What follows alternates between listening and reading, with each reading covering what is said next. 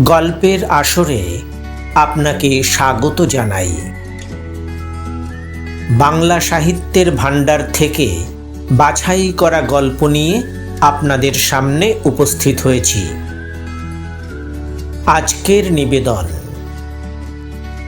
বিভূতিভূষণ বন্দ্যোপাধ্যায়ের পথের পাঁচালী। আজ প্রথম পর্ব।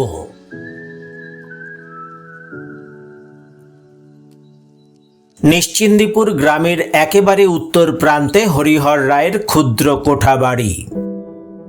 হরিহর সাধারণ অবস্থার গৃহস্থ।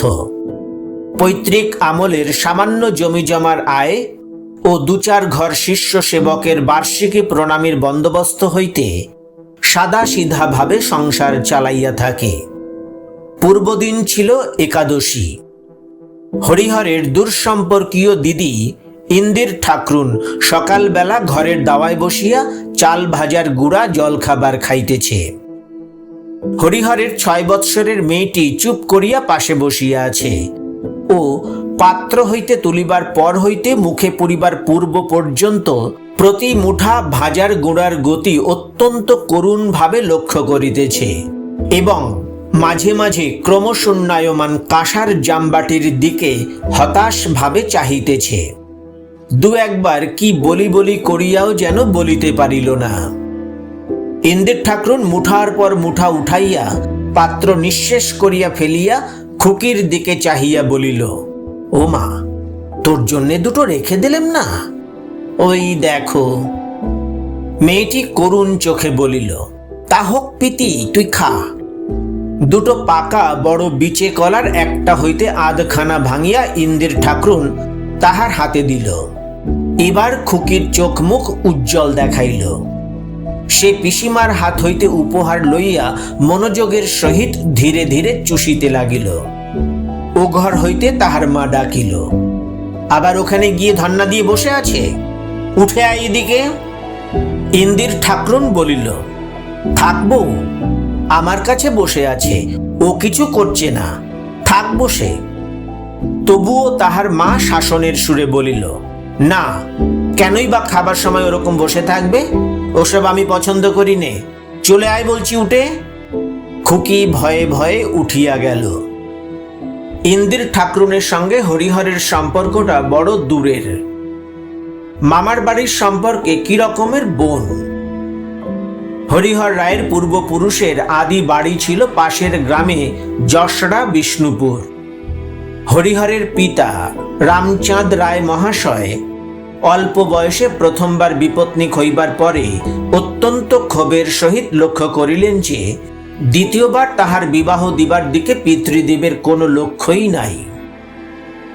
বছরখানে কোনো রকমে চক্ষু লজ্জায় কাটাইয়া দেওয়ার পরও যখন পিতার সেদিকে কোনো উদ্যম দেখা গেল না, তখন রামচাঁদ মরিয়া হইয়া প্রত্যক্ষে ও পরোক্ষে নানারূপ অস্ত্র ব্যবহার করিতে বাধ্য হইলেন। দুপুরবেলা কোথাও কিছু নাই। সহজ মানুষ রামচাঁদ আহারাদি করিয়া বিছানায় ছটফট করিতেছেন।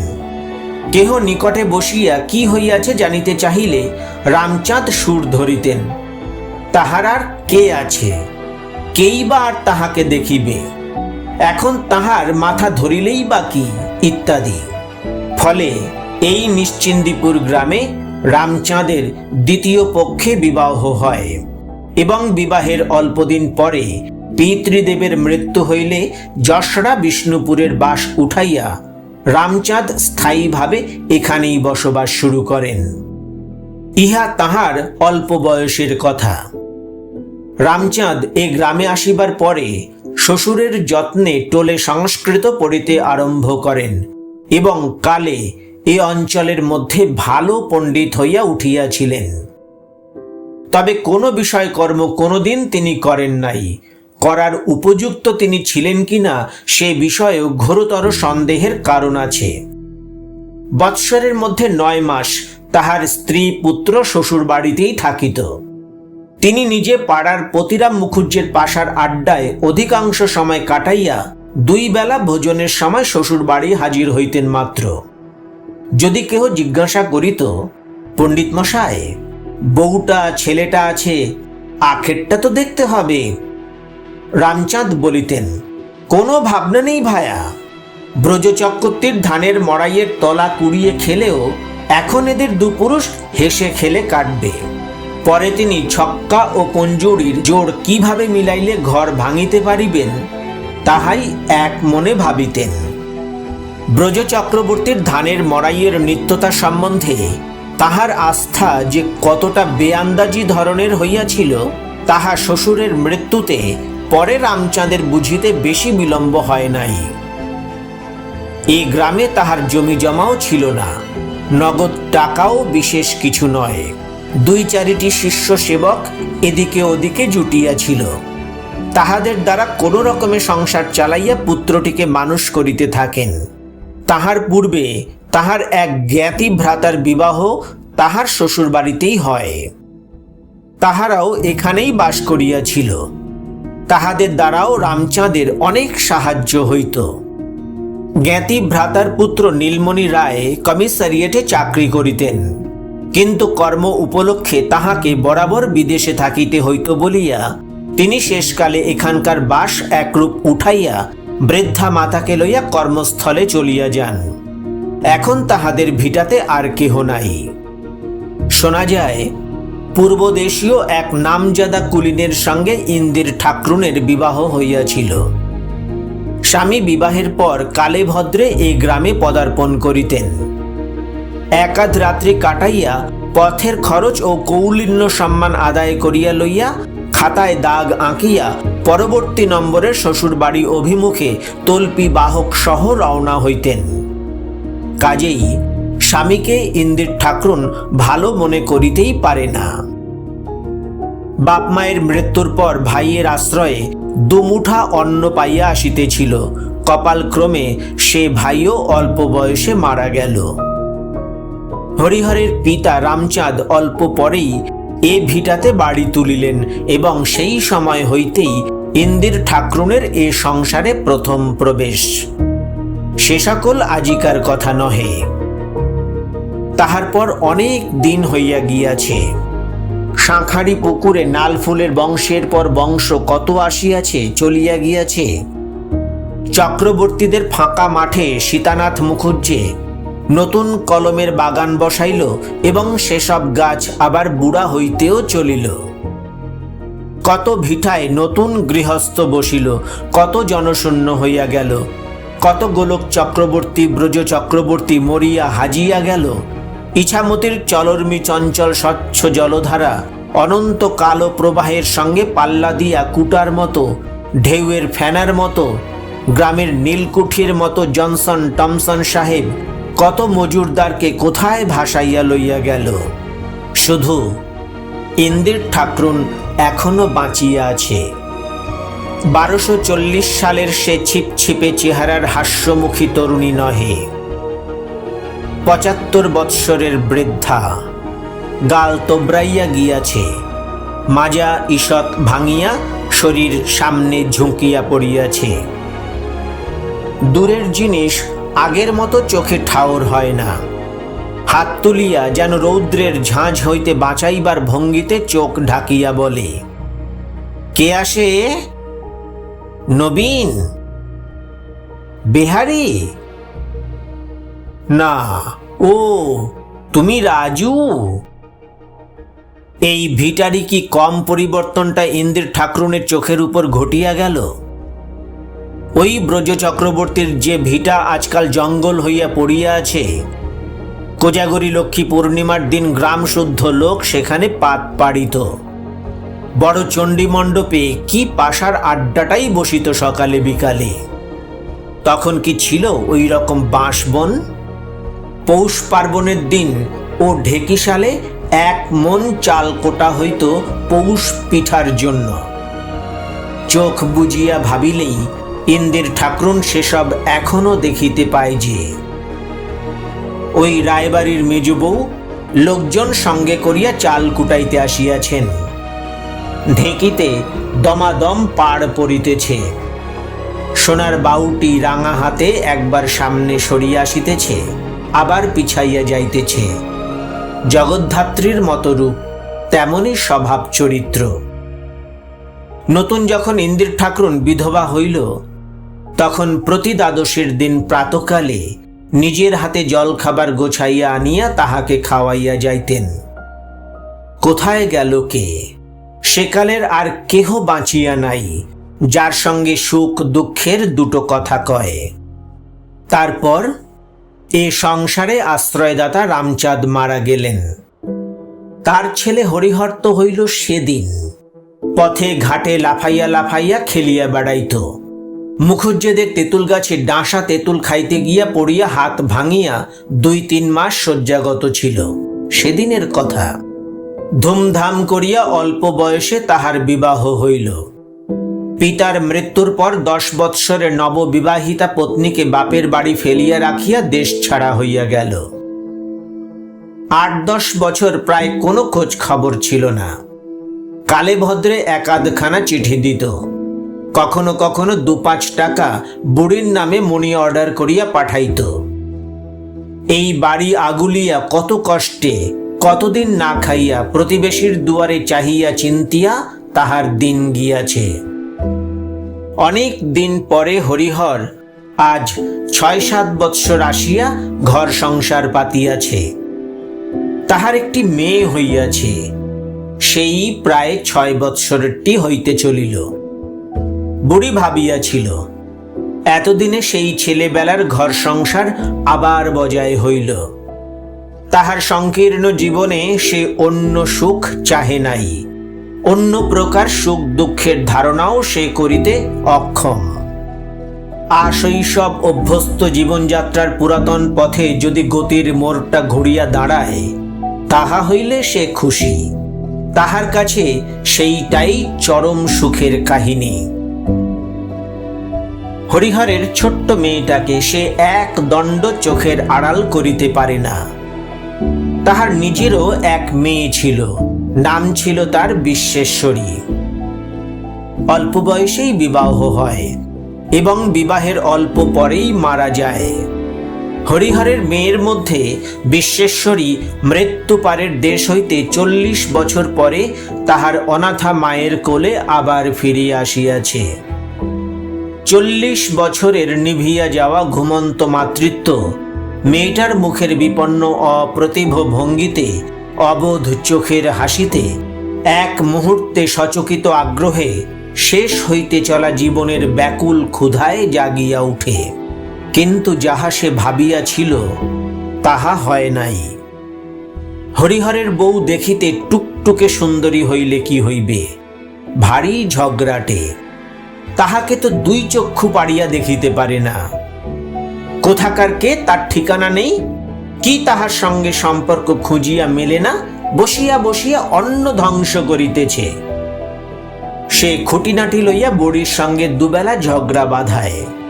অনেকটা ঝগড়া চলিবার পর বুড়ি নিজস্ব একটি পিতলের ঘটি কাঁখে ও ডান হাতে একটা কাপড়ের পুটলি ঝুলাইয়া বলিত, চললাম নতুন বউ, আর যদি কখনো এ বাড়ির মাটি মাড়াই তবে আমার। বাড়ি হইতে বাহির হইয়া গিয়া বুড়ি মনের দুঃখে বাঁশ বাগানে সারা দিন বসিয়া কাটাইত। বৈকালের দিকে সন্ধান পাইয়া হরিহরের ছোট্ট মেয়েটা তাহার কাছে গিয়া তাহার আঁচল ধরিয়া টানাটানি আরম্ভ করিত। ওঠ পিতিমা, মাকে বলবো, আল তোকে বকবে না, আয় পিতিমা।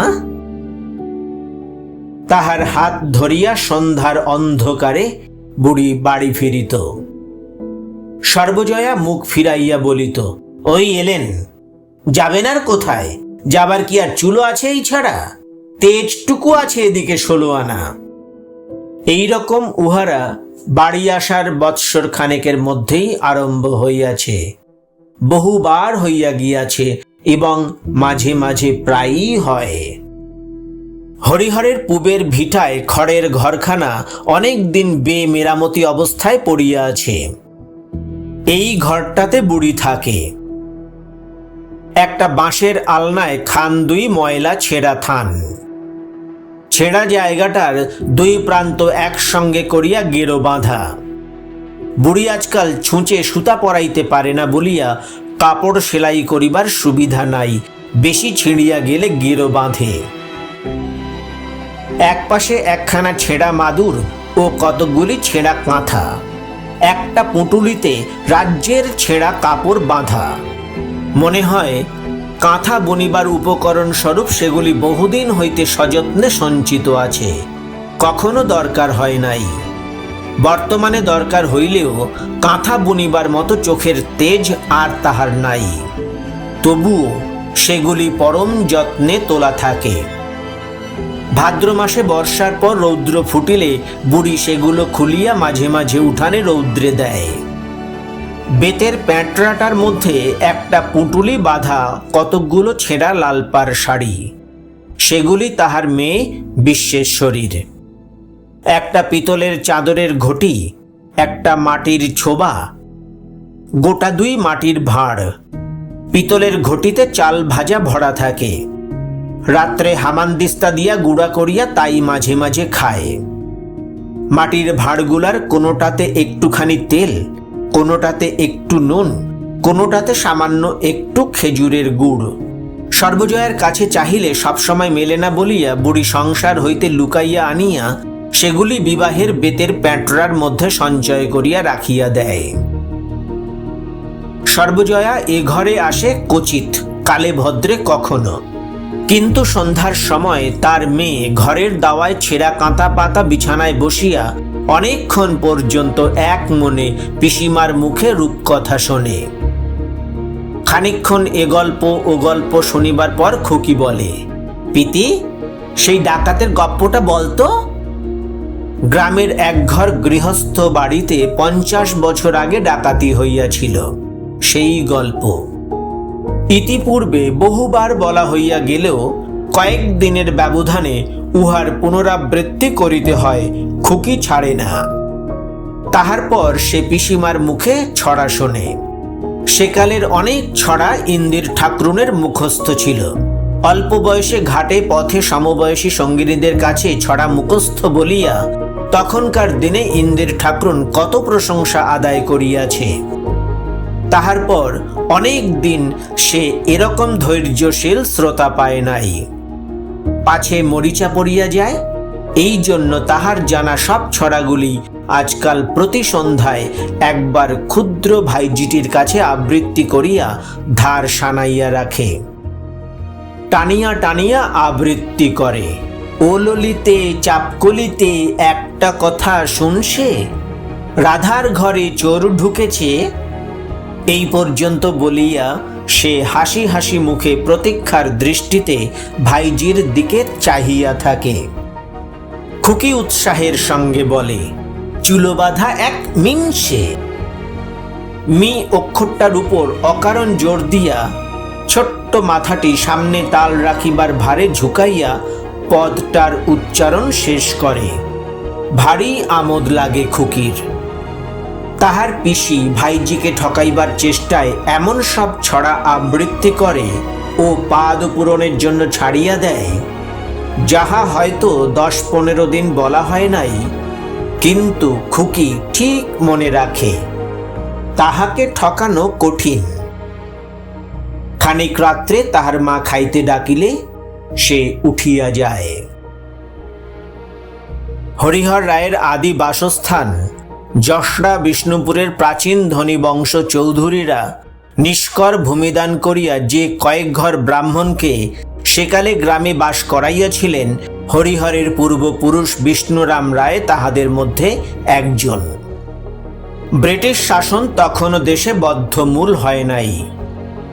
যাতায়াতের পথ সকল ঘোর বিপদসংকুল ও ঠগি, ঠ্যাঙারে, জলদস্যু প্রভৃতিতে পূর্ণ থাকিত। এই ডাকাতের দল প্রায়ই গোয়ালা, বাগদি, বাউড়ি শ্রেণীর লোক।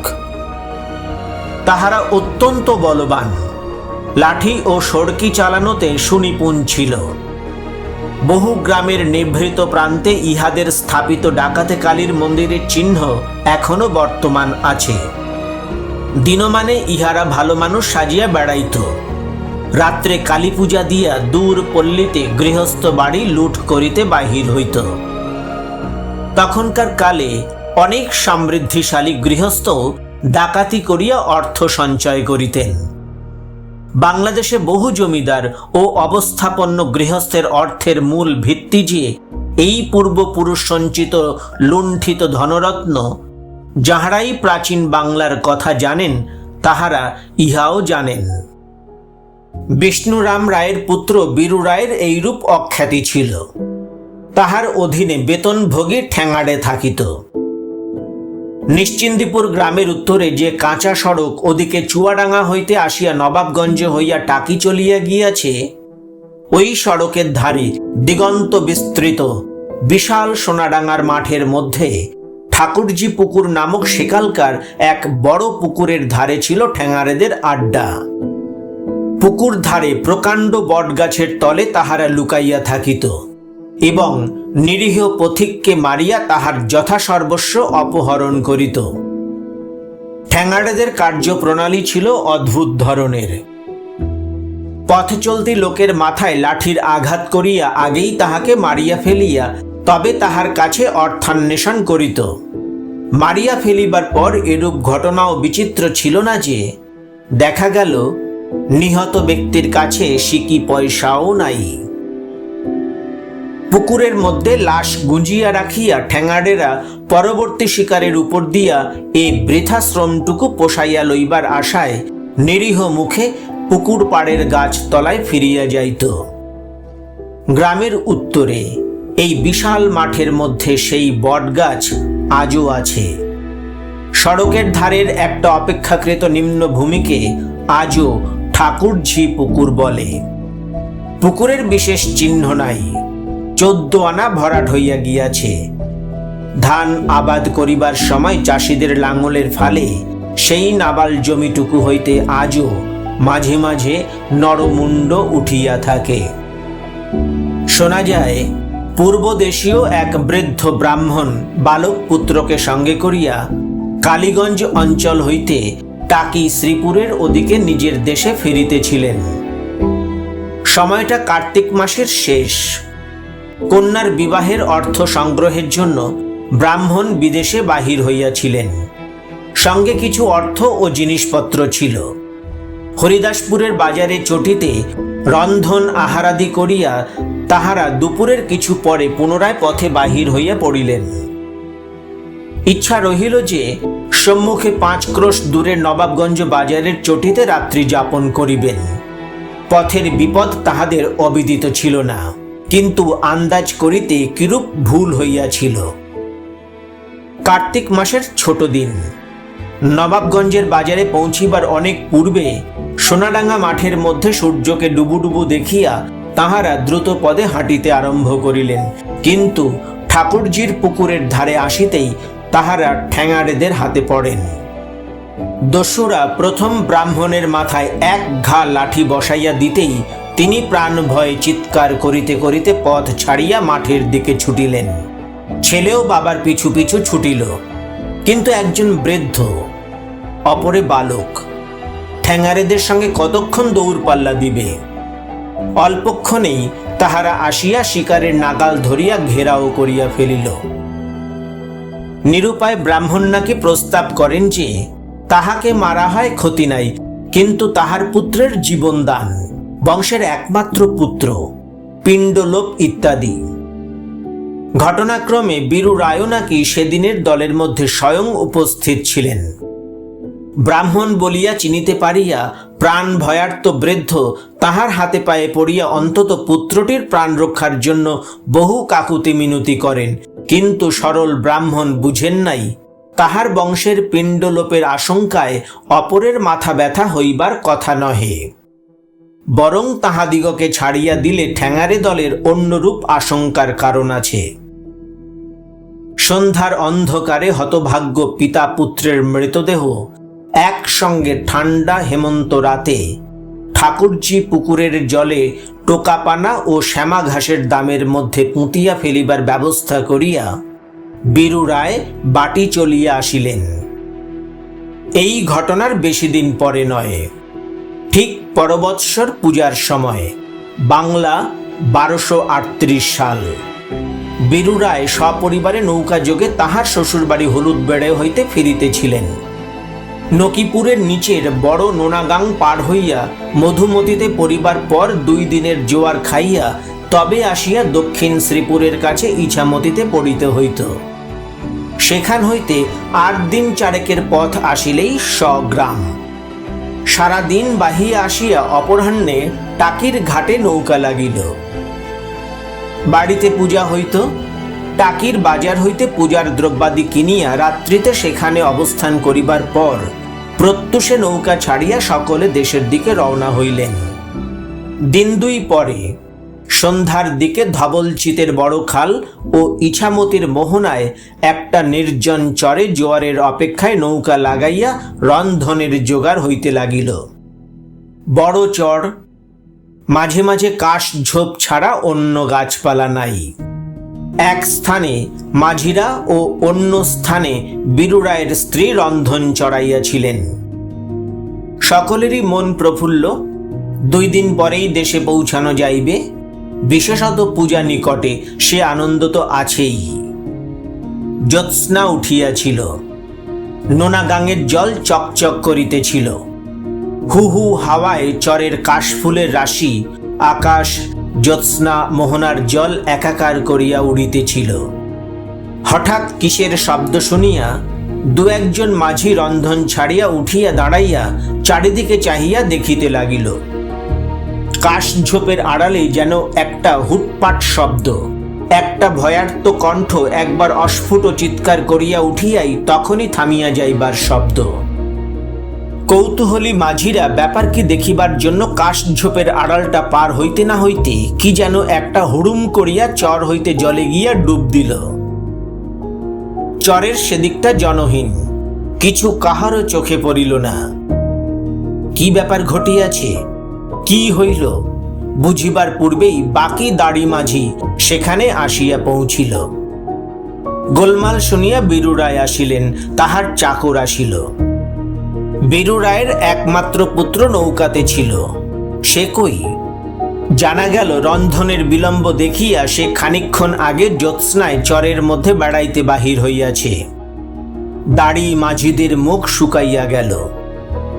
এদেশের নোনাগাং সমূহের অভিজ্ঞতায় তাহারা বুঝিতে পারিল কাশবনের আড়ালে বালির চরে বৃহৎ কুমির শুইয়া ওত পাতিয়াছিল। ডাঙা হইতে বীরুরায়ের পুত্রকে লইয়া গিয়াছে। তাহার পর অবশ্য যাহা হয় হইল। নৌকার লগি লইয়া এদিকে ওদিকে খোঁজাখুঁজি করা হইল। নৌকা ছাড়িয়া মাঝ নদীতে গভীর রাত্রি পর্যন্ত সকলে সন্ধান করিয়া বেড়াইল। তাহার পর কান্নাকাটি, হাত পা ছোঁড়াছুড়ি। গত বৎসর দেশের ঠাকুরঝি পুকুরের মাঠে প্রায় এই সময় যে ঘটনা ঘটিয়াছিল যেন এক অদৃশ্য বিচারক এ বৎসর ইছামতির নির্জন চরে তাহার বিচার নিষ্পন্ন করিলেন। মূর্খ বীরুরায় ঠেকিয়া শিখিলেন যে সে অদৃশ্য ধর্মাধিকরণের দণ্ডকে ঠাকুরজি পুকুরের শ্যামা ঘাসের দামে প্রতারিত করিতে পারে না। অন্ধকারেও তাহা আপন পথ চিনিয়া লয়। বাড়ি আসিয়া বীরুরায় আর বেশি দিন বাঁচেন নাই।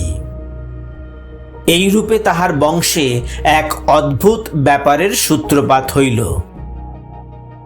নিজের বংশ লোপ পাইলেও তাহার ভাইয়ের বংশাবলী ছিল, কিন্তু বংশের জ্যেষ্ঠ সন্তান কখনো বাঁচিত না।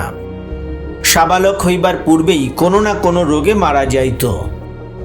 সকলে বলিল বংশে ব্রহ্ম সাপ ঢুকিয়াছে। হরিহর রায়ের মাতা তারকেশ্বর দর্শনে গিয়া এক সন্ন্যাসীর কাছে কাঁদাকাটা করিয়া একটি মাদুলি পান।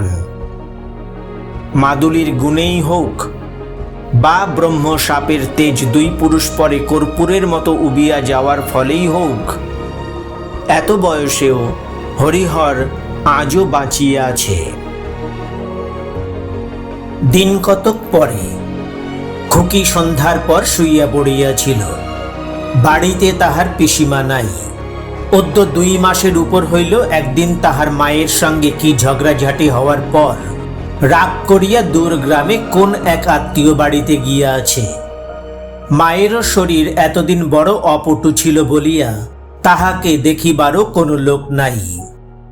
সম্প্রতি মা কাল হইতে আঁতুর ঘরে ঢোকা পর্যন্ত সে কখন খায় কখন শোয় তাহা কেহ বড় দেখে না।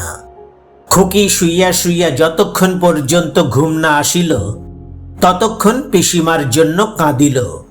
রোজ রাত্রে সে কাঁদে। তাহার পর খানিক রাত্রে কাহাদের কথাবার্তা শুনিয়া জাগিয়া উঠিয়া দেখিল করুণের মা দাই রান্নাঘরের ছেঁচ তলায় দাঁড়াইয়া কথা বলিতেছে। পাড়ার ন্যাড়ার ঠাকুরমা আরো কে কে উপস্থিত আছেন। সকলেই যেন ব্যস্ত ও উদ্বিগ্ন। খানিকটা জাগিয়া থাকিয়া আবার শুইয়া পড়িল। বাঁশ বনে হাওয়া লাগিয়া শির শির শব্দ হইতেছে। আঁতুর ঘরে আলো জ্বলিতেছে ও কাহারা কথাবার্তা কহিতেছে। দাওয়ায় জ্যোৎস্না পড়িয়াছে। ঠান্ডা হাওয়ায় একটু পরে সে ঘুমাইয়া পড়িল। খানিক রাত্রে ঘুমের ঘোরে একটা অস্পষ্ট আওয়াজ ও গোলমাল শুনিয়া আবার তাহার ঘুম ভাঙিয়া গেল। তাহার বাবা ঘর হইতে বাহির হইয়া আঁতুর ঘরের দিকে দৌড়িয়া ব্যস্তভাবে বলিতে বলিতে যাইতেছে, কেমন আছে খুড়ি? কি হয়েছে? আঁতুর ঘরের ভিতর হইতে কেমন ধরনের গলার আওয়াজ সে শুনিতে পাইল। গলার আওয়াজটা তাহার মায়ের। অন্ধকারের মধ্যে ঘুমের ঘোরে সে কিছু বুঝিতে না পারিয়া চুপ করিয়া খানিকক্ষণ বসিয়া রহিল। তাহার কেমন ভয় ভয় করিতেছিল। মা ওরকম করিতেছে কেন? কি হইয়াছে মায়ের? সে আরো খানিকক্ষণ বসিয়া থাকিয়া কিছু বুঝিতে না পারিয়া শুইয়া পড়িল এবং একটু পরেই ঘুমাইয়া পড়িল। কতক্ষণ পরে সে জানে না। কোথায় যেন বিড়াল ছানার ডাকে তাহার ঘুম ভাঙিয়া গেল। চট করিয়া তাহার মনে পড়িল পিসিমার ঘরের দাওয়ায় ভাঙা উনুনের মধ্যে মিনি বিড়ালের ছানাগুলা সে বৈকাল বেলা লুকাইয়া রাখিয়া আসিয়াছে। ছোট্ট তুলতুলে ছানা কয়টি, এখনো চোখ ফুটে নাই। ভাবিল, ওই যা, ওদের হুলো বেড়ালটা এসে বাচ্চাগুলোকে সব খেয়ে ফেললে ঠিক।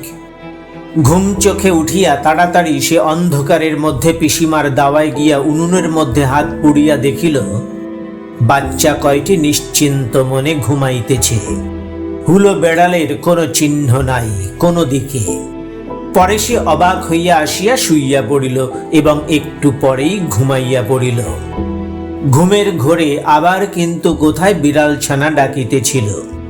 পরদিন উঠিয়া সে চোখ মুচিতেছে। করুণের মা দাই বলিল, ও খুকি, কাল রাত্রিরে তোমার একটা ভাই হয়েছে, দেখবা না? ও মা, কাল রাত্রিরে এত চেঁচামেচি, এত কাণ্ড হয়ে গেল, কোথায় ছিলে তুমি? যা কাণ্ড হলো, কালোপুরের পিড়ির দরগায় সিন্নি দেবানে বড্ড রক্ষে করেছেন রাত্রিরে। খুকি এক দৌড়ে ছুটিয়া আঁতুর ঘরের দুয়ারে গিয়া উঁকি মারিল। তাহার মা আঁতুরের খেজুর পাতার বেড়ার গা ঘেঁষিয়া শুইয়া ঘুমাইতেছে। একটি টুকটুকে অসম্ভব রকমের ছোট্ট, প্রায় একটা কাচের বড় পুতুলের চেয়ে কিছু বড় জীব কাঁথার মধ্যে শুইয়া, সেটিও ঘুমাইতেছে। গুলের আগুনের মন্দ মন্দ ধোঁয়ায় ভালো দেখা যায় না। সে খানিকক্ষণ দাঁড়াইয়া থাকিতে থাকিতেই জীবটা চোখ মেলিয়া মিটমিট করিয়া চাহিয়া অসম্ভব রকমের ছোট্ট হাত দুটি নাড়িয়া নিতান্ত দুর্বল ভাবে অতি ক্ষীণ সুরে কাঁদিয়া উঠিল। এতক্ষণ পরে খুকি বুঝিল রাত্রিতে বিড়াল ছানার ডাক বলিয়া যাহা মনে করিয়াছিল তাহা কি। অবিকল বিড়াল ছানার ডাক দূর হইতে শুনিলে কিছু বুঝিবার জো নাই। হঠাৎ অসহায় অসম্ভব রকমের ছোট্ট নিতান্ত ক্ষুদে ভাইটির জন্য দুঃখে মমতায় সহানুভূতিতে খুকির মন পরিপূর্ণ হইয়া উঠিল। ন্যাড়ার ঠাকুরমা ও করুণের মা দাই বারণ করাতে সে ইচ্ছা সত্ত্বেও আঁতুর ঘরে ঢুকিতে পারিল না। মা আঁতুর হইতে বাহির হইলে খোকার ছোট্ট দোলাতে দোল দিতে দিতে খুকি কত কি ছড়া গান করে। সঙ্গে সঙ্গে কত সন্ধ্যা দিনের কথা, পিসিমার কথা মনে আসিয়া তাহার চোখ জলে ভিজিয়া যায়। এই রকমের কত ছড়া যে পিসিমা বলিত খোকা দেখিতে পাড়ার লোক ভাঙিয়া আসে। সকলে দেখিয়া বলে, ঘর আলো করা খোকা হয়েছে, কি মাথার চুল, কি রং। বলা বলি করিতে করিতে যায়, কি হাসি দেখেছ নদী। খুকি কেবল ভাবে, তাহার পিসিমা একবার যদি আসিয়া দেখিত। সবাই দেখিতেছে, আর তাদের পিসিমাই কোথায় গেল চলিয়া, আর কখনো ফিরিয়া আসিবে না। সে ছেলে মানুষ হইলেও এটুকু বুঝিয়াছে যে এ বাড়িতে বাবা কি মা কেহই পিসিমাকে ভালোবাসে না, তাহাকে আনিবার জন্য কেহ গা করিবে না। দিনমানে পিসির ঘরের দিকে চাহিলে মন কেমন করে। ঘরের কবাটটা এক একদিন খোলাই পড়িয়া থাকে, দাওয়ায় চামচিকার নাদি জমিয়াছে। উঠানে সেরকম আর ঝাঁট পড়ে না। এখানে শ্যাওড়ার চারা, ওখানে কচু গাছ, পিসিমা বুঝি হইতে দিত। খুকির বড় বড় চোখ জলে ভরিয়া যায়। সেই ছড়া, সেই সব গল্প খুকি কি করিয়া ভোলে।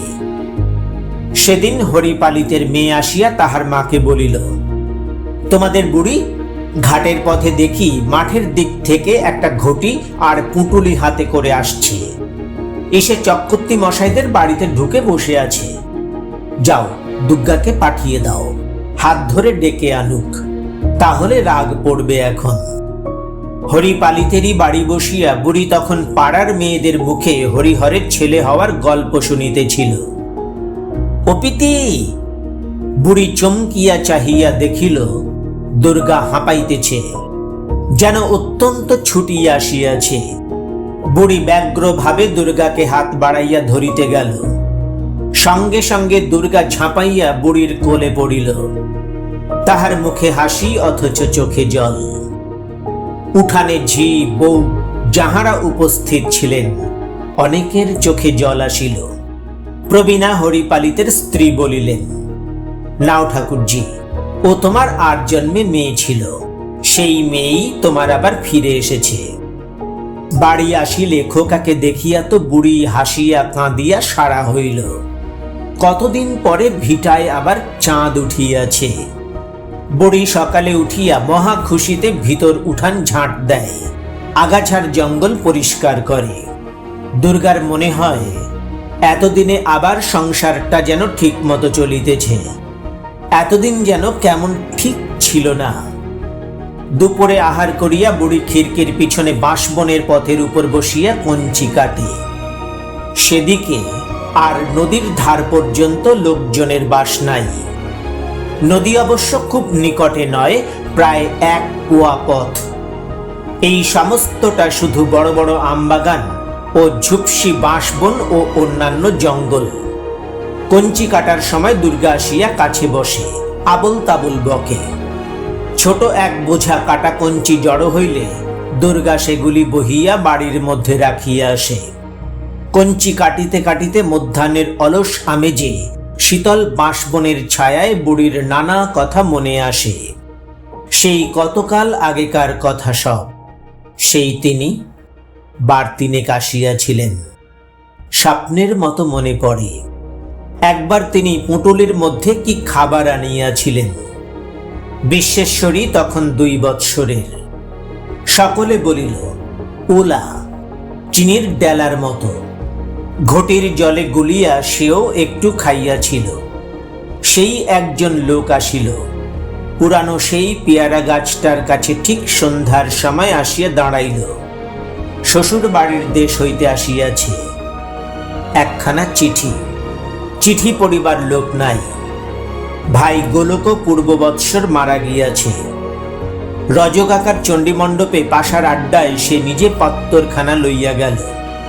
সেদিনের কথা আজ স্পষ্ট মনে হয়।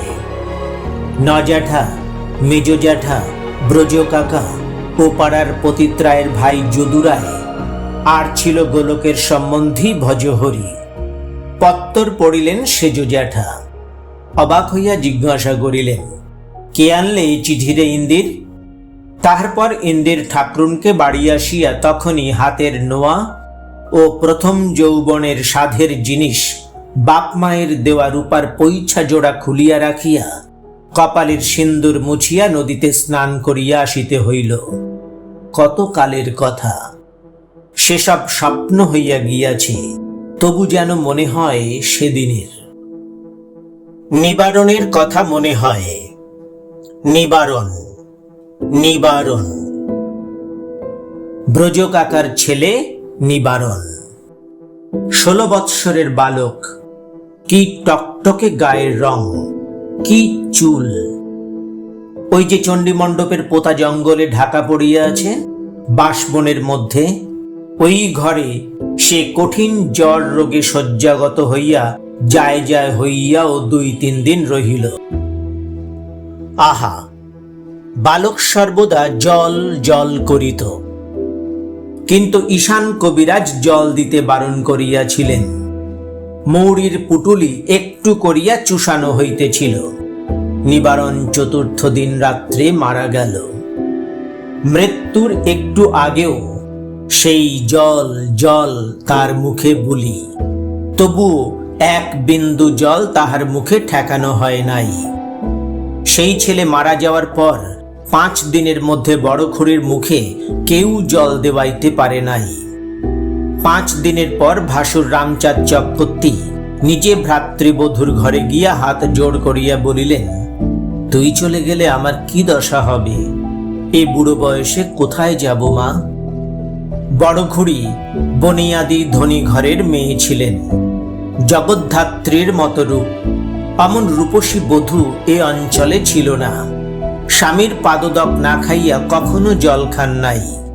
সেকালের গৃহিণী রন্ধন করিয়া আত্মীয় পরিজনকে খাওয়াইয়া নিজে 3য় প্রহরে সামান্য আহার করিতেন। দান ধ্যানে অন্ন বিতরণে ছিলেন সাক্ষাৎ অন্নপূর্ণা। লোককে রাঁধিয়া খাওয়াইতে বড় ভালোবাসিতেন। তাই ভাসুরের কথায় মনের কোন কোমল স্থানে বুঝি ঘা লাগিল। তাহার পর তিনি উঠিয়াছিলেন ও জলগ্রহণ করিয়াছিলেন বটে, কিন্তু বেশি দিন বাঁচেন নাই। পুত্রের মৃত্যুর 1.5 বৎসরের মধ্যেই তিনিও পুত্রের অনুসরণ করেন। একটু জল দে মা, এতটুকু দে। জল খেতে নেই। ছি বাবা, কবরেজ মশাই যে বারণ করেছেন, জল খায় না। এতটুকু দে, 1 ঢোক খাই মা, পায়ে পড়ি। দুপুরের পাখালির ডাকে সুদূর 50 বছরের পার হইতে বাঁশের মড়মড় শব্দ কানে ভাসিয়া আসে। খুকি বলে, পিতি তোর ঘুম নেগেছে? আয় শুবি চল। হাতের দাখানা রাখিয়া বুড়ি বলে, ওই দেখো আবার পোড়া ঝিমুনি ধরেছে। অবেলায় এখন আর শোবো না মা, এইগুলো সাঙ্গ করে রাখি। নিয়ে আয় দিকি ওই বড় আগালেডা।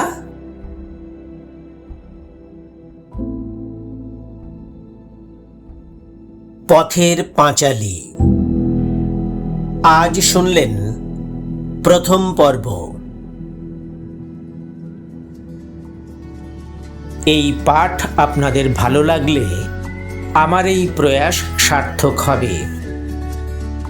সপ্তাহের প্রতি রবিবার ও শনিবার ঠিক দুপুর 2টায় নতুন গল্প পাঠের ভিডিও নিয়ে আপনাদের সামনে উপস্থিত হব।